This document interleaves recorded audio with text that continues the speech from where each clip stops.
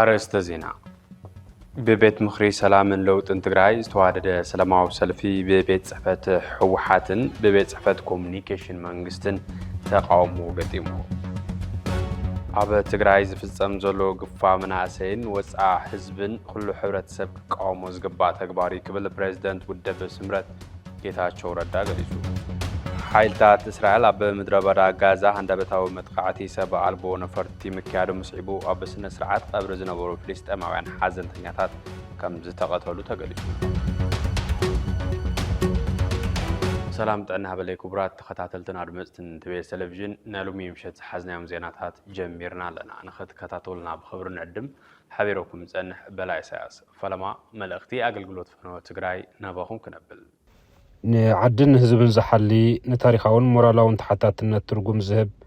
ምን ወለዶታት መጻዕ ዕድል ግቡእ ዋጋን ፍትሓዊ ሚዛንን ዘለዎ ፖለቲካዊ ውድብ ዕጡቕ ሓይሊ ሲቪል ይኹን ሲቪክ ማሕበር ሃይማኖታዊ ይኹን ናይ ቢዝነስ ትካል ብሓፈሻ ንወስ ወከፍ ጉዳይ ትግራይ ምልከተን እዩ ዝብል ወገን ኩሎም በዚን በቲን ዘለዉ ግዜን ጉልበትን ዝበልዑ ግን ዛጊድ ሓንቲ ነኳል ከዓብሱ ዘይከኣሉ ጨናፍር ኣጀንዳታት ንጎን ገዲፉ ኣብቲ መሰረታዊ ግዜ ዘይህብን መድረኻውን ኣጀንዳ ብሄር ከድህብ ቲቢኤስ ፍሉይ መፀዋዕታ የቕርብ ብዘይበደሉን ገበኑን ምውቕ ቤቱን ስቡሕ መሬቱን ገዲፉ ዝተመዛበለን ዝተሰደደን ህዝቢ ትግራይ ኣብ ሕሉፍ 5-6 ዓመት ዝረኣዮ ሓሳረ መከራን ዘሕለፎ ሰላዕታዊ ሞትን ቅድም ክብል ብሰንኪ ክፋእ ጸላእትን ሕሱም ፖሊስታቶምን ድሕርን ትብል ድማ ብዘይግቡእ ኣልያ ጎንፅን ምሕንሻሽ ስምምዕ ፕሪቶርያን መጠን ጸገማቱን እናገደደ ከይዱ ሕዚ እውን እቲ ካብ ጥይትን ሞትን ዝተረፈ ህዝቢ ኣብ ቀጸለ ሰላሕታዊ ሞት ኣሎም ንተመዛባላይ ከም መቋመሪ ርካሽ ፖለቲካዊ ረብሓ ተጠቒምካ ዝግበር ፖለቲካዊ አንጀርጀር ብህይወትን ክብሪ ሰብን ዝግበር ቀልዲ ብምዃኑ ዝምልከተኩም ናይ ትስምማዕ ኣካላት ስሑት ስልሒት ፖለቲካዊ ሸቶን ጎን ገዲፍኩም ተመዛባላይ ብውሕስነትን ብኽብረትን ክምለስ ክትገብሩ ብስም ተመዛባላይ ህዝብናን መላእ ሰብኣውነት ዘይፍለዮም ወገናትን ንጽውዕ ምምላስ ተመዛበልቲ ኣብ ምውፃእ መሬት እንዳማቶም ወሪሮም ዝሓዙ ዕቡያት ኣብ ምጽራቅ ካብ ሓይሊ ምክልኻል ኢትዮጵያ ወፃ ዝኾኑ ዕጡቋትን ኣብ መፍራስ ዘይሕጋዊ ምምሕዳራትን ክምስረት ከም ዘለዎ ብምእማን ዝምልከተኩም ኣካላት ካብ ምምላስ ተመዛበልትን ላዕል ዝኸውን ኣጀንዳ ብዘይምህላው ካብ ጎናዊ ተኹስን ዘየፍርሃል ክንወፂኹም ኣብዚ ክተድህቡ ንምሕፀን ቲቢኤስ ቲቪ ወርቃዊ በቤት ምክሪ ሰላምን ለውጥን ትግራይ ዝተዋደደ ሰላማዊ ሰልፊ ዝተፈላለዩ መልእኽትታት ብምምሕላፍ ከም ዝተዛዘመ ተገሊጹ ኣሰናዳእቲ ሰልፊ ሽቱ ዝወቕዕ ዕውት ሰልፊ እንትብሉ በዚ ሰልፊ ዝያቢልካ ክቃልዓን ክኹነን ዝወዓለ ደንበ ድማ እቲ ሰልፊ መሊሱ ነቲ ዘዋደደ ኣካል ዝወቕዕ መንባሩ የውፆም ካብ ዘለው ተደጋግምቲ መግለጽታትን ወፍርታትን ምርዳእ ተኻይዱ ቤት ጽሕፈት ህወሓት ብወሃቢ ቃሉ ኣቢሉ ነቲ ሰልፊ ዝኹንን ስሩዕ መግለጺ ዝሃበ እንትኾን ቤት ጽሕፈት ኮሙኒኬሽን መንግስቲ እውን ዕላማ እቲ ሰላማዊ ሰልፊ ኣሰናዳእቱ ዝብልዎ ንረብሓ ህዝቢ ንምርጋጽ ሰላም ምምጻእ ለውጥን ዝዓለመ ዘይምዃኑ ከብርህን ሰፊሕ መብርሂ ክህብን ተራእዩ ኣሎ ተኾነ ኣብቲ ሰላማዊ ሰልፊ ነበር ላዕለወት መሪሕነት ግዝያዊ ምምሕዳር ትግራይን ነበር ኣመራርሓ ውድብ ህወሓትን ከምኡውን ኣብ ኣዲስ ኣበባ ዝርከቡ ተጋሩን ካልኦት ኢትዮጵያውያንን ዝተሳተፍሉ ኮይኑ ሓሊፉ ኣሎ ግፋን ግድድ ዕስክርናን ጠጠው ይበል ፕሪቶርያ ብሙሉእነት ይተግበር ዝብሉ ትሕዝቶታት ዝተቃልሕሉ እዚ ሰላማዊ ሰልፊ ትካላት ሚድያ ውሽጢ ዓድን ወፃእን እንትጽብጽቦ ተራእዩ ኣሎ ኣብ ትግራይ ዝፍጸም ዘሎ ግፋ መናእሰይን ወፃዓ ህዝብን ኩሉ ሕብረተሰብ ክቃወሞ ዝግባእ ተግባር ክብል ፕሬዝዳንት ውድብ ስምረት ጌታቸው ረዳ ገሊጹ ጌታቸው ረዳ ንዙይ ዝበለ ሎሚ ዕለት ኣብ ኣዲስ ኣበባ ኣብ ዝተኻየደ ሰልፊ ተረኺቡ ኣብ ዘስምዖ መደረ እንትኸውን ኣብ ትግራይ ዝበጽሕ ዘሎ ዝበሎ በደል ግፍዕን ግፋን መናእሰይ ትግራይ ንምኹናንን ንዓለም ለኸ ማሕበረሰብ ንምስማዕን ዝዓለመ ሰልፊ እዩ ክብል ገሊጹ ነዚ ህዝቢ ትግራይ ንምድሓን ዝተጸውዐ ሰልፊ ዝተፈላለዩ ጸለመታት ከም ዝተዋሃቡ ዝገለጸ ጌታቸው ረዳ እዚ ሰልፊ ኣብ ከተማ መቐለ ስለ ዘይከኣልና ኣብዚ ኣብ ከተማ ኣዲስ ኣበባ ነካይዶ ዘለና ክብል ገሊጹ ህዝቢ ትግራይ ሰላም ንክረክብ ምስ ኩሎም ደለይቲ ሰላም ኣካላት ብምትሕባር ክንሰርሕ ኢና ድማ ኢሉ ውስን ትሕዝቶ መደረ ጌታቸው ረዳ ተኸታቲልና ንመለስ ኣብ ትግራይ ኣንጸላሊ ዘሎ ናይ ስጋኣት ደበና ክቕንጠጥ ልዕሊ ኩሉ ግን ውዕሊ ፕሪቶርያ ብዝተማልአ መንገዲ ክረጋገጽ ዘኽእለና ስራሕ ክንሰርሕ ፌደራል መንግስቲ ይኹን ዓለም ለኸ ማሕበረሰብ በዚ መዳይ እዚ ዘለዎም ሓላፍነት ክዋጽኡ ንምጽዋዕ ዝተገበረ ሰልፊ እዩ أبزح الساعات ورخويناتن ورخوكتن حزب تግራይ ናብ ዝገደደ ሓደጋ ዘውደቀሉ ኩነታት ተፈጢሩ ኣሎ ከም ዝተባሃለ ሎሚ ንገብሮ ዘለና ሰልፊ ኣብ አዲስ አበባ ዝነብር ትግራይ ጥራሕ ዘይኾነስ ኣብ ትግራይ ሰላማዊ ዝኾነ መንገዲ ናብራኡ ክደፍእ ስለ ዘይኻለ ብግፋን ብኻልኦት ናይ ዓፈና ተግባራትን ድጋሚ ክፋናቀል ተገዲዱ ናብ አዲስ አበባ ዝመፀ ብርክት ዝበለ መንእሰይ እውን ዘለሉ ኩነታት ስለ ዘለና ድምጽ ክነስምዕ ንኽእለሉ ዕድል ምጥቃመልና ኢልና ስለ ዝኣመንና ዝተገበረ ሕዙን ህዝቢ ክፋናቀልን መንእሰይ ክባሳበስን ንስደትን ንሓደጋን ክወድቕን ዓብይ ኣስተዋፅኦ ዝገብር ዘሎ ድሑር ጉጅለ ኣብ አዲስ አበባ ዝግበር ሰልፊ ከም ናይ ሓደ ናይ ክሕደት መለለይ ገይሩ ክስእሎ ይፍትነሎ ሰማዒ የብሉን እምበር እዚ ኣካይዳ እዚ ካብኡ ዝተፈለየ ብዝኾነ ይኹን መንገዲ ኣካይዳ ዘሎ ኩሉ ወገን ከም ፀልኣ ዝቆፅር ካልእ ሲትረፍ ግፋእ ጠጠው ይበል ዝበሉ ቅዱሳት ደቂ 22 ደቂ 23 ዓመት ከይተረፈ መግለጽ እናውፅእ ከም ፀልኣ ዝኹንን ልዕል ኩሉ ግን ህዝቢ ትግራይ ካብ ኩናት ወፃኢ ክነብር ዘይፈቅድ ድሑር ጉጅለ ደው ከብል ህዝቢ ትግራይ ሓራዝ ወፅሎ ኩነታት ክፍጠር ተፈናቀልትና ክምለሱ ትግራይ ብሕገ መንግስቲ ዝተረጋገፀላ ግዛኣታ ብስርዓት ክረጋገጽ ናብ ልምዓት ክትምለስ ኩናትን ወረ ኩናትን ንሓንሳብን ሓዋሩን ክጠፍእ ንምግባር ዘኽእለና ድምፂ ንምስማዕ እዩ ከምቲ ዝተባሃለ ኣብ አዲስ አበባ ንገብረሉ ምክንያት ኣብ መቐለ ምግባር ስለ ዘይተኻለ ኣዴታት ደቀን ካብ ዓፈና ከድሕና ኣብ ዝገብሮ ምንቅስቃስ ጥይት ተተኩስወን ዝውግኣሉ ንቤት ማእሰርቲ ዝድርበያሉ መናእሰይ ከም ጤለ በግዕ እናተጎሰሱ ናብ ታዕሊም ካምፕታት ዝዳጎንሉ እዚ ዘይተቀበለ ናብ እስሪ ዝዳጎንሉ ኩነታት ተፈጠረላ ትግራይ ልዕሊ ኩሉ ግን ምዕራብ ትግራይ ነፃ ከውፅእ እናበለ ዝፍክር ሓይሊ ምዕራብ ትግራይ ነፃ ከውፅእ ሲትረፍ በዋናነት ተጋደልትና ንወፃኢ እናተሸጡ ካብ ዓዶም ባሽሓት ኪሎሜትራት ርሒቆም ዝሽየጡሉ ኩነታት እናፈጠረ ዘሎ ነዚ ጉዳይ እዚ ዓለም ክሰምዖ ልዕሊ ኩሉ ግን ህዝቢ ትግራይ ኩንኖ ዘሎ ብዝተወደበ መንገዲ ክንቃለሶ ስለ ዝግበአና ነዚ እውን ድምፂ ክነስምዕ ስለ ዝግበአና ተፀውዕ ሰልፊ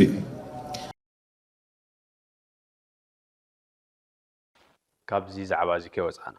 በብእዋኑ ዝግፈፉ ዘለው መናእሰይ ናብ ዓዶም ንክምለሱን ወፅዩ ዘሎ ኣዋጅ ብህፁፅ ጠጠው ንክብልን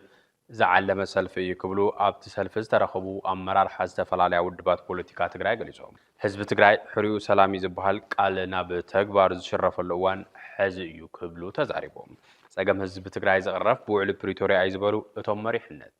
ሕዚ እውን እቲ ውዕሊ ብሙሉነት ንክትግበር ኩሉ ደላይ ሰላምን ኣስጓም ለውጥን ኣብ ጎን እቲ ትግበራ ጠጠው ንክብል ፀዊዖም ንርኢቶታት ዝተመረተ ሕዝቶ ናባኹም ክነብል ውዕሊ ፕሪቶሪያ ህዝቢ ትግራይ በአንጻራውነት ሰላም ረኸበሉ ውዕሊ ፕሪቶሪያ ድማ ጥሒሱ ሙሉእ ብሙሉእ ጥሒሱ መፈንቅለ መንግስቲ ኣካይዱ ብሓፈሻ ናብ ኩናት ክእቱ ዝገብረሉ ፃዕሪ ንምቃወም እዩ ስለዚ ህዝቢ ትግራይ ሰላም ልደሊ ሰላም እውን ዝግብኦ ህዝቢ እዩ ካብ ዝተፀበናዮን ላዕሊ እዩ ሓቂ ማለት ሓሽ ብጣዕሚ ዝገርም እዩ ኣነ ክንድዙ የተፀበኹ ነይረ ላይክ ትግራይ ከም ዝመፅእ ተረዲእኒ ግን ምስ ትግራይ ዘሎ ነገር ስለ ተተሓሓዞ ግን ከዓ ክንድዙ ክኸውን እዩ ከምዚ ክደምቕ እዩ ዝብል ሓሳብ ኣይነበረንን ግን ካብ ዝተፀበናዮ ብላዕሊ ፅቡቕ ሰላማዊ ሰልፊ እዩ ተገይሩ ፅቡቕ መልእኽትታት እዩ ሓሊፉ ብዙሕ ዓንቅፉ ብዙሕ መንገዲ ከይዶም ትግራይ ከደንግፅዎ ከፍርሕዎ ከይስለፍ ዘይገብርዎ ዘይፈንቀልዎ የለን ኣብዚ ክሰርሑ መኪሮም እዮም ኣብ ትግራይ ኮይኖም ዝኽእሎም ሰሪሖም እዮም ግን እቲ ህዝቢ ንዕኦም ፈንፂሑ ኦልሬዲ ኣብኦም ተስፋ ቆሪፁስ ከም ዝፈንፈኖም እዩ ዘመልክተካና ኦልሬዲ ከምቲ ዝረኣኻዮ ደሚቕ ሰላማዊ ሰልፊ ተገይሩ ያው ኩሉ ትግራዋይ ኣብ ትግራይ ይግበር ዘሎ ዓፈና ግፋ ሞት ስደት ደው ክብል ድምፂ ህዝቢ ትግራይ ክኾን ብለይቲ ዝናብ ላተወቕዓ ብዝገርም መንገዲ ዕውት ሰልፊ እዩ ነይሩ ያው ዕውት ምልኾን ፈሊጦም ቶም ጉጅለ እንትትፈልጥዎ ብዙሕ መፈራርሕታት ብዙሕ ስምጥፋኣት እዮም ላገበሩ ነይሮም ወይነ ግን ሰብ ዝናቢ ቁሪ ከይወገሮ ብለይቲ ተላዒሉ ኣብ ልዕሊ ትግራይ ልወፅሕ ለሎ ስቃይ መከራይ አንገሽግሽዎ ድምፁ ህዝቡ ንምዃን ኣብዚ መድረኽ ተገንዩ ድምፁ ኣስሚዑ ንዮ ማለት እዩ ብጣዕሚ ደስ ዝብል ናይ ሎም መዓልቲ ዝነበረ ሰልፊት ህዝቢ ርኢኻ ኢኻ ማይ ዝናብ ከይገደቦ ኩሉ ፅላል ሒዙ ኣብቲ ዝነበረ ሰልፊ ተረኺቡ ኣሎ ብፍላይ ድማ ካብ ትግራይ ዝመፀ ህዝቢ በቲ ዓፋኑ ጉጅለ ዝተሰደደን ኣብዚ ኣብ ኣዲስ ኣበባ ዝነብር ህዝብን ክልቲኡ ብሓባር ይወፂ ነይሩ ትግራይ ኣንጻር ነፃነቱ ከመይ ከም ዝቃለስ ኣብታ ናይ ሻዕብያ ኮይና ዘላ ትግራይ ካብ ሻዕብያ ነፃ ንኽትወፅእ ዝግበር ፅዕንቶ ንመላእ ዓለም ስለ ዝኾነ ብጣዕሚ ደስ ይብለኒ ዜና ወፃኢ ሓይልታት እስራኤል ኣብ ምድረ በዳ ጋዛ ሃንደበታዊ መጥቃዕቲ ሰብ ኣልቦ ነፈርቲ ምክያዱ ምስዒቡ ኣብ ስነ ስርዓት ቀብሪ ዝነበሩ ፍልስጤማውያን ሓዘንተኛታት ከም ዝተቐተሉ ተገሊጹ እቲ መጥቃዕቲ ኣብ ማእኸላይ ጋዛ ኣብ ዝርከብ ማዓስከር ስደተኛታት ኑሰይራት ዝተፈጸመ ኮይኑ እቶም ዝሞቱ ሰባት ኣብ ጥቓ መስጊድ ኣሕመድ ያሲን ንቀብሪ ተኣኪቦም ዝነበሩ እዮም ተባሂሉ ብዘይካ እቶም በቲ መጥቃዕቲ ዝተቐተሉ ሰላማውያን ሰባት ካልኦት ብዙሓት ሰባት ብከቢድ ከም ዝቆሰሉ ምንጭታት ሕክምና ሆስፒታል ዓውዳ ሓቢሮም ክብል ቢቢሲ ጸብጺቡ እቶም ወታደራት ንኣምለኽቲ ካብቲ መስጊድ ብሓይሊ ከም ዘውፅኡን ስግደት ንጎኒ ከይፍጽሙ ድማ መርዛም ዘንብዕ ጋዝ ከም ዝተኮሱን ተገሊጹ እስራኤል ነቲ ተኽሲ ደው ምባል መዓልታዊ ምጥሓስ ኣብ ልዕሊ ሰላማውያን ሰባት እትፍጽሞ መጥቃዕቲ ኣሕይላ ቀፂላቶ ምህላዋ ዓለም ዝርዮ ዘሎ ፍጻመ እዩ ኣሜሪካ ኣብ ልዕሊ ትሕቲ ቅርፂ ፀዓት ኢራን ዘካየደቶ መጥቃዕቲ ስዒቡ መንግስቲ ኢራን ዜጋታቱ ብቁልጡፍ ኣጠቃቅማ ሓይሊ ኤሌክትሪክ ክቅንሶ ተሓሳሲቡ እቲ መጥቃዕቲ ንመሰረተ ልምዓት ቀረብ ሓይሊ ኤሌክትሪክ እታ ሃገር ከም ዝወቅዖን መንግስቲ ነዚ ግዴታዊ ትእዛዝ ንክብ ምክንያት ከም ዝኾነን ተሓቢሩ ኣሎ ከመገላልፃ ሰብ መዚ እታ ሃገር ኣጠቃቅማ ሓይሊ ኤሌክትሪክ ግልፂ ትእዛዝ መቕማጡ ኣብ ፅዑቕ ሰዓታት ሓይሊ ኤሌክትሪክ ክቁጠቡ ዝድንግግ ተባሂሉ እዚ ድማ ምርጋ ሃገራዊ መስመር ሓይሊ ኤሌክትሪክ እታ ሃገር ንምዕቃብን ኣብ ሞንጎ ኣሜሪካን ኢራንን ወጥረና ወስኻ ብዝኸደሉ ዘሎ እዋን ሙሉእ ብሙሉእ ምቁራፅ ሓይሊ መብራህቲ ንምክልኻልን ዝሕግዝ እዩ ተባሂሉ ኣብ መወዳእታ ቲቢኤስ ቲቪ ናብ ኣየር ካብ ዝወፀሉ ዕለት ጀሚሩ ክሳብ እዚ ዕለት በቦርሑ ሓድሽ ናይ ትኩረት ኣንፈት እናቐረፀ ዜናታት ንመደባቱን ኣብ ዝመረፀ ኩርና ኣፍርዩ እናፈነወ መፅኡ ኣሎ ኣብዚ ሒዝና ዘለና ወርሒ ሓምለ ድማ ቀንዲ ትኩረት ትካልና ኣብ ምህዳእ ወጥሪ ወይ ዲስካሌሽን ዘድሃበ ክኸውን እዩ እዚ ፍሉይ ናይ ትኩረት ኣንፈት እዚ ብስዕብ ትሕዝቶ ክነልዕሎ ኢና ኣብ ፅንታዊ ኩናት ትግራይ ሓደን ማዕረን ኮይኖም ዝተቃለሱ ልሂቃን ትግራይ ድሕርቲ ኣፋፍኖት ሰላም ዝተረኣየሉ ስምምዕ ፕሪቶርያ በቲ ዝነበረ ናይ ሓድነት መንፈስ እንትኸዱ ኣይተረኣዩን ምፍራስ መምሕዳር ጌታቸው ረዳን ምምፃእ መምሕዳር ጀነራል ታደሰ ወረደን ድማ ወፍሪ ልሂቃን ተጋሩ ኣብ መገድታት መዋፅኦ ትግራይ ብዙሕን ነንባዕሉ ዘይቃዱን እንትኸውን ተረኣዩ እክብ ኣቢልካ እንትርአ ግን እቲ መዋፅኦ ኣብ ሰለስተ ዓበይቲ ክፍልታት ወዲብካ ዝርአ እዩ ሰለስቲኦም ናይ ባዕሎም ዕላማን ተልእኾን ባህርን ኣቀራርባን ዘለዎም እንትኾኑ ሓደ ብሓደ ምርኣዮም ንዘተ ምቹውነት ኣለዎም እቲ ሓደ መማረፂ ብደረጃ እምነት መፍትሕ ትግራይ ሕቆኻ ናብ ኤርትራ ጌርካ እዩ ካብ ዝብል ኤርትራ ተኮር መበገሲ ዝለዓለ እንትኸውን ኣብ ኢትዮጵያን ማሕበራታን ተስፍኡ ዝፀንቀቐ እዩ ከም መርኣይ ድማ ርክብ ህዝብን ህዝቢ ኣገዳሱ ይብል ትግራይ 360 ዲግሪ ኣይትዕፀውን ያ ዝብሉ ነጥብታት እውን የልዕል ከመቀራርባ ኤርትራ ኣብ ልዕሊ ትግራይ ዝፈጸመቶ ገበን ይሽፍን ወይ የቃልል ብተወሳኺ ንገበን ሓይልታት ኢትዮጵያ የጋንን ንገበን ሓይልታት ኤርትራ የቃልል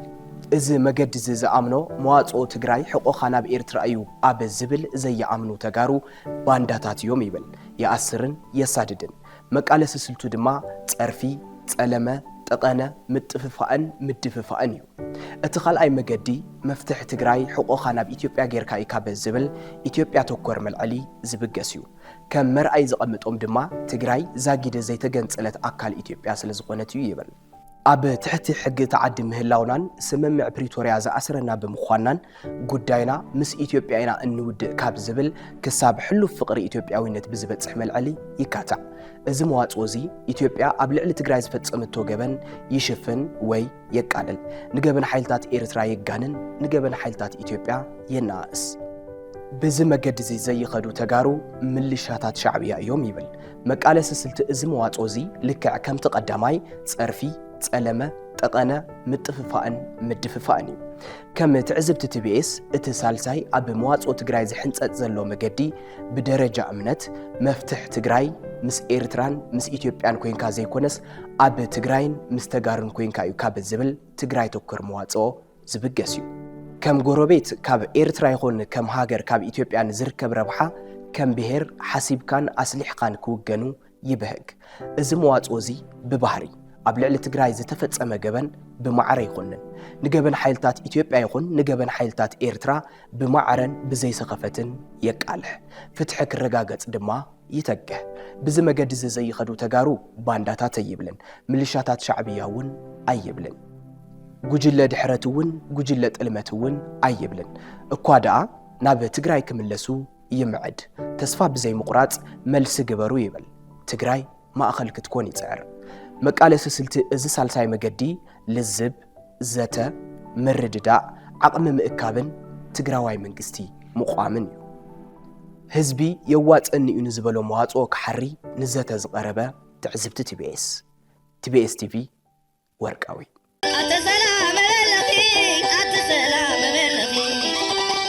ክልተ ደቅና ነዋዲኺ ውልድን ዋላደን ነባሊዒ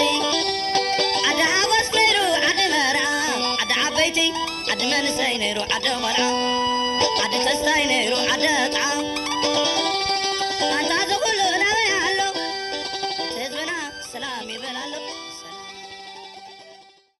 ክቡራትን ክቡራንን ዜናታትና ክትከታተሉ ዝጸናሕኩም ይመስል ነይሩ ምስ ተረፉ ካልኦት ምድላዋት TBS ሓቢርኩምና ጽንሑ ሰላም